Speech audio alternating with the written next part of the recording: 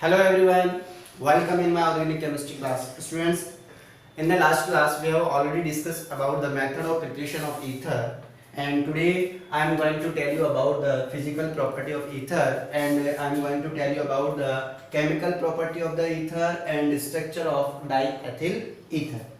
Students, last class में मैंने आपको बताया था कि कैसे हम ईथर का प्रिपरेशन करते हैं, ईथर का फॉर्मेशन करते हैं, लेबोरेटरी मेथड, इंडस्ट्रियल मेथड। ठीक है स्टूडेंट्स, आज मैं आपको इसकी फिजिकल प्रॉपर्टी यानी कि भौतिक गुणधर्म, इसके रासायनिक गुणधर्म और इसकी स्ट्रक्चर यानी कि संरचना के बारे में बताऊंगा। तो स्टूडेंट्स, आज हम स्टार्ट करते हैं physical properties of ether. Hindi medium के स्टूडेंट्स के लिए मैं हिंदी में बोल देता हूँ चीजों को, तो थोड़ा आप ध्यान रखेंगे। ठीक है, ऐसा नहीं सोचे कि सर इंग्लिश में पढ़ाते हैं, इंग्लिश लिखते हैं, तो मैं हिंदी में जब आपको बोलूं तो आप उसको नोट कर सकते हैं। ठीक है स्टूडेंट्स, तो physical properties of ether, ether के भौतिक गुणधर्म।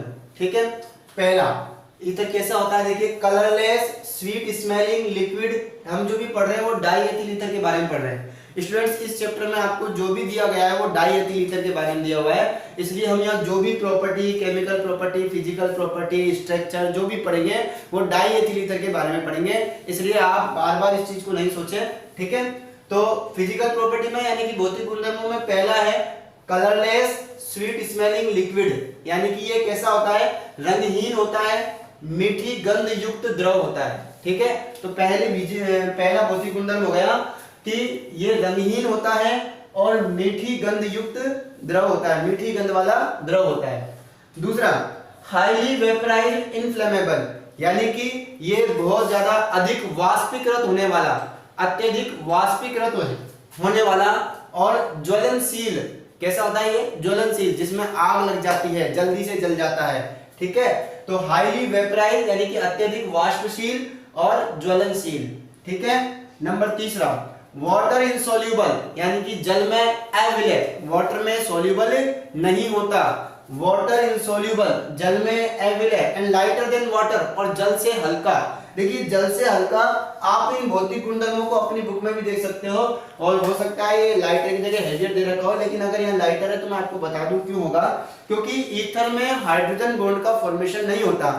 ठीक है, लेकिन अल्कोहल में, वाटर में हाइड्रोजन बॉन्ड का फॉर्मेशन होता है, तो ये वहां से रिलेटेड हो सकता है, इसलिए वाटर की डेंसिटी ईथर से थोड़ी ज्यादा हो जाती है।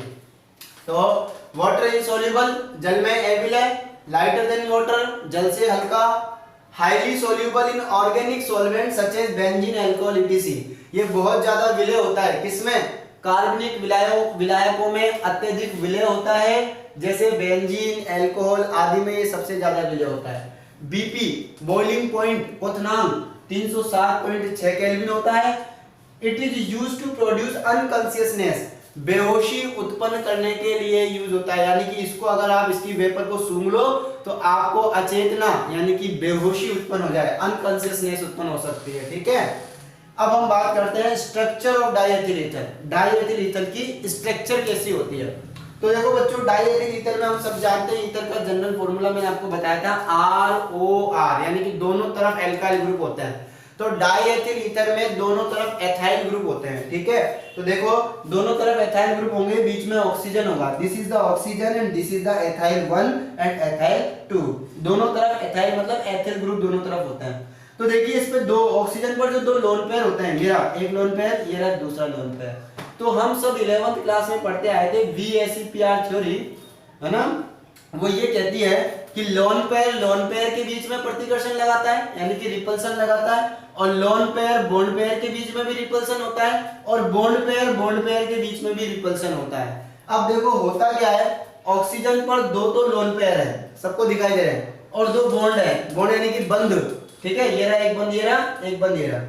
तो ये बंध और ये लोन पेयर, ये एक दूसरे पर प्रतिकर्षण लगाते हैं, यानी कि रिपल्शन लगाते हैं। तो due to the lone pair repulsion and lone pair bond pair repulsion and ethyl group के बीच में रिपल्शन की वजह से यहां पर बॉन्ड एंगल 110 डिग्री होता है। तो इनके बीच में जो बॉन्ड एंगल होता है वो 110 डिग्री होता है। एक चीज और सुनेंगे, ऑक्सीजन का यहां पर संकरण sp3 होता है, और जहां संकरण sp3 हाइब्रिडाइजेशन sp3 होता है वहां पर बॉन्ड एंगल का मान, बॉन्ड एंगल की वैल्यू 109 डिग्री एंड 28 मिनट होता है, ये हम सब जानते हैं। लेकिन यहाँ पर 109 डिग्री और 28 मिनट का बॉन्ड एंगल नहीं होगा। क्यों नहीं होगा?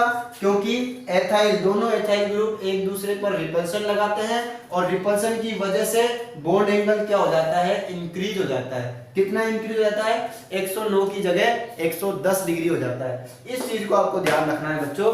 बॉन्ड एंगल की वैल्यू पूछ लेता है ईथर के अंदर, कितनी होती है? 110 डिग्री। 109 डिग्री क्यों नहीं होती? तो आंसर दोगे due to the repulsion between the ethyl group. Ethyl group ethyl समूह के मध्य प्रतिकर्षण के कारण 110 डिग्री का बॉन्ड एंगल हो जाता है। तो मैंने लिख रखा है due to lone pair repulsion, lone pair bond pair repulsion. अब चूंकि हम बात करें इसका द्विध्रुव आघूर्ण का, देखिए ये द्विध्रुवीय है लेकिन बहुत कम। इसका द्विध्रुव आघूर्ण होता है 1.3 डिबाई। डिबाई मात्रक होता है द्विध्रुव आघूर्ण का। फिजिक्स के अंदर आप इसको कूलम इनटू मीटर में पढ़ते हो द्विध्रुव आघूर्ण, लेकिन केमिस्ट्री में इसका डिबाई होता है। ठीक है, डिबाई बड़ी वैल्यू है, याद रखेंगे। तो द्विध्रुव आघूर्ण की वैल्यू कितनी होती है? 1.3 डिबाई, जो कि डायरेक्ट पूछी जाती है। तो स्ट्रक्चर डायरेक्ट पूछी जाती है, डायएथिल ईथर की स्ट्रक्चर बनाई है, और एक डाइपोल मोमेंट पूछा जाता है 1.3 डिबाई। इसकी स्ट्रक्चर का नाम क्या है? ये स्ट्रक्चर होती है एंगुलर, यानी कि कोणीय संरचना। कैसी संरचना है ये? कोणीय। तो ईथर की संरचना कैसी होती है? कोणीय होती है, एंगुलर होती है। अंडरस्टैंड? तो डायएथिल ईथर की स्ट्रक्चर एंगुलर होती है, यानी कि कोणीय होती है। फिजिकल प्रॉपर्टी हो गया, स्ट्रक्चर हो गया। अब हम बात करते हैं केमिकल प्रॉपर्टी की। Chemical property of diethyl ether, यानी कि डाइएथिल ईथर के रासायनिक गुणधर्म। डाइएथिल ईथर के रासायनिक गुणधर्म आज हम पढ़ने जा रहे हैं। और बच्चों ये पूरा होते ही आपका ईथर यानी कि चैप्टर भी फिनिश हो जाएगा। तो देखते हैं पहला, एथिल समूह की प्रतिस्थापन अभिक्रिया, यानी कि substitution reaction of ethyl group. पहली रिएक्शन हम पढ़ेंगे वो एथाइल ग्रुप के सब्स्टिट्यूशन रिएक्शन, यानी कि एथाइल ग्रुप पर प्रतिस्थापन होगा। ठीक है, एथाइल ग्रुप में कौन होते हैं? कौन है एथाइल ग्रुप में? हाइड्रोजन, यानी कि हाइड्रोजनों का प्रतिस्थापन करवाएंगे हम यहाँ। तो पहली रिएक्शन होगी एथाइल ग्रुप की प्रतिस्थापन अभिक्रिया, एथिल समूह की प्रतिस्थापन अभिक्रिया, substitution reaction of ethyl group. ये reaction number first. Reaction number second, oxygen पर उपस्थित लोन पेयर की अभिक्रिया। हम सब जानते हैं ऑक्सीजन पर लोन पेयर होता है, ये भी रिएक्शन में टेक पार्ट करता है, पार्टिसिपेट करता है। ठीक है ना? तो reaction involve the lone pair of the oxygen atom. तो वो वाली रिएक्शन जिन पर ऑक्सीजन का लोन पेयर टेक पार्ट करता है, लोन पेयर इन्वॉल्व होता है, वो रिएक्शन हम यहाँ पढ़ेंगे। Reaction number third, CO bond cleavage reaction. English में CO बॉन्ड, देखो ये रहा C, ये रहा O, ये वाला बॉन्ड क्लीवेज, ये वाला बॉन्ड क्लीवेज, कौन सा बॉन्ड टूटेगा? तो CO बॉन्ड क्लीवेज रिएक्शन, यानी कि वो सभी रिएक्शन जिसमें कार्बन और ऑक्सीजन के बीच का बॉन्ड ब्रेक करेंगे उसे हम कहेंगे CO बंध विखंडन अभिक्रिया। और फोर्थ नंबर पर कुछ अदर्स रिएक्शन भी हम यहाँ पढ़ेंगे, अन्य अभिक्रिया भी हम यहाँ पढ़ेंगे। तो 4 टाइप की रिएक्शन यहाँ पर ईथर शो करते हैं। तो diethyl ether show 4 type of chemical reaction. First the substitution reaction of ethyl group, and second reaction involve lone pair of the oxygen atom, and third CO bond cleavage reaction, and fourth other reaction. So now we will discuss about the chemical reaction of diethyl ether. आप इसको note कर लीजिए।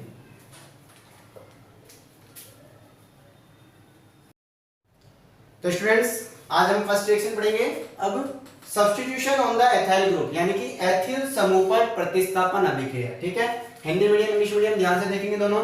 CH3 CH2O CH2 CH3, this is the diethyl ether.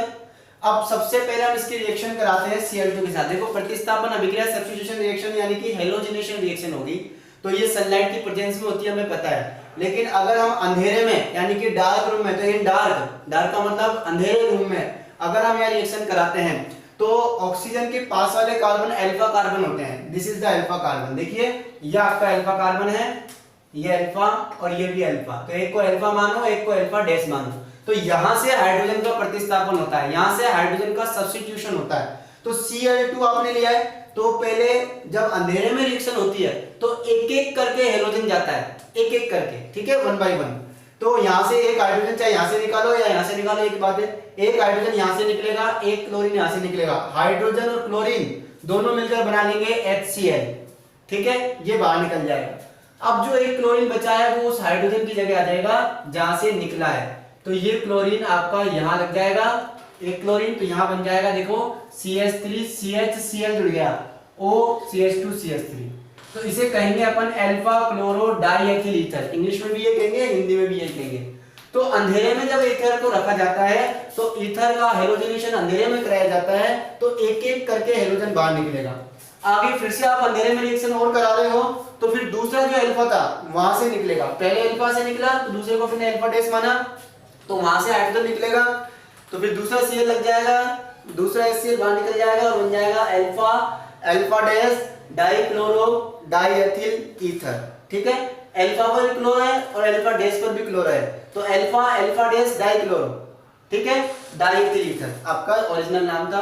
तो ये तो होता है अंधेरे में, इट मींस अंधेरे में एक एक करके हेलोजन बाहर निकलता है। दोबारा आगे कराओगे फिर वापस अल्फा से एक और निकल जाएगा, फिर आगे कराओगे फिर वापस दूसरा हाइड्रोजन निकल जाएगा। इस तरह एक एक करके हाइड्रोजन का प्रतिस्थापन होता है, और ये मैं आपको पहले ही बता चुका हूं प्रतिस्थापन अभिक्रिया में, सब्स्टिट्यूशन रिएक्शन में। बस ध्यान रखना है स्टार्टिंग अल्फा से होती है। ठीक है, तो ये तो काम होगा अंधेरे में। लेकिन इसी की रिएक्शन दोबारा अगर मैं उजाले में कराऊं, सूर्य के प्रकाश में कराऊं, सनलाइट में कराऊं, Hν की प्रेजेंस में कराऊं, तो Hν की प्रेजेंस में ये रिएक्शन बहुत फास्ट होती है।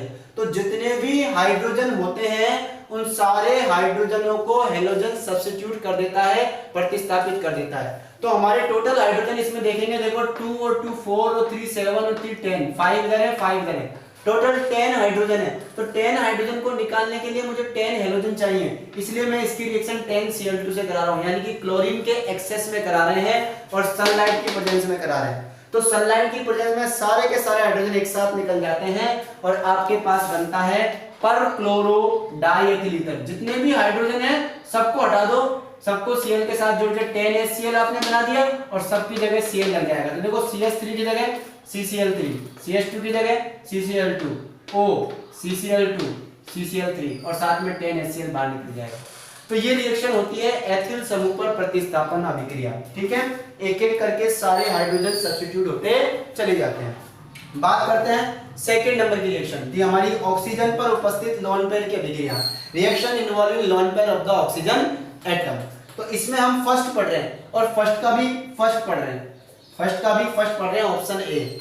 देखिए, ether kept in open air, यानी कि ईथर को जब खुली हवा में, खुले वातावरण में, खुली वायु में रखा जाता है फॉर मिनिमम टाइम, कम से कम समय के लिए अगर हम ईथर को खुला छोड़ दें, तो ईथर को कम समय के लिए खुला रखने पर, आपने ईथर को खोल दिया लेकिन थोड़ी देर के लिए खोला है, तो क्या होगा? ये क्वेश्चन पूछता है what happened when ether kept in open air for minimum time. क्या होगा जब हम ईथर को कम समय के लिए खुला छोड़ दें? तो देखो ये रहा ईथर, डाइएथिल ईथर। जब हम कम समय के लिए खुला छोड़ेंगे तो ऑक्सीजन या ओजोन दोनों रिएक्शन कर सकते हैं, नो डाउट। ठीक है, O2 भी आ सकता है, ओजोन भी आ सकता है। आपके साथ क्या है, ओजोन के साथ रिएक्शन कराओ तो भी यही रिएक्शन करानी है।